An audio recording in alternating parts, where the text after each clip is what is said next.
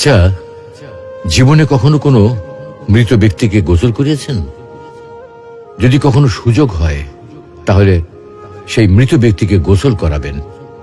তখন খুব কাছ থেকে দেখবেন মৃত মানুষের দেহটা কতটা অসহায় লাগে, মৃত্যুর পরে মানুষের দেহ কতটা ভয়ের কারণ হয়ে দাঁড়ায়।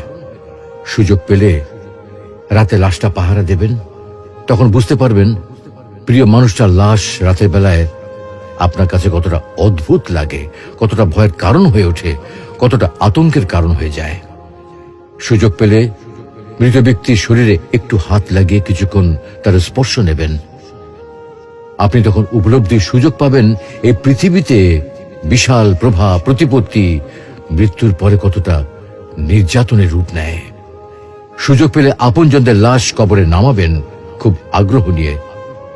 শেষবারের মতো মৃতদেহের মুখটি একবার দেখার চেষ্টা করবেন এবং বারবার উপলব্ধি করার চেষ্টা করবেন এই মৃতদের সাথে অনন্তকালের যাত্রার পথে এটাই আপনার জীবনের শেষ দেখা। সুযোগ পেলে মাঝে মধ্যে কবরস্থানে গিয়ে নীরবে কিছুক্ষণ দাঁড়াবেন। এরপর মনে মনে চিন্তা করবেন জীবনের লাভ ক্ষতির হিসাব। এই মৃত মানুষগুলো এই পৃথিবীতে কি করে গেছেন, কাদের রেখে গেছেন। যাদের রেখে গেছেন তারা কি কখনো এই মৃত মানুষগুলোকে স্মরণ করার জন্য কবরস্থানের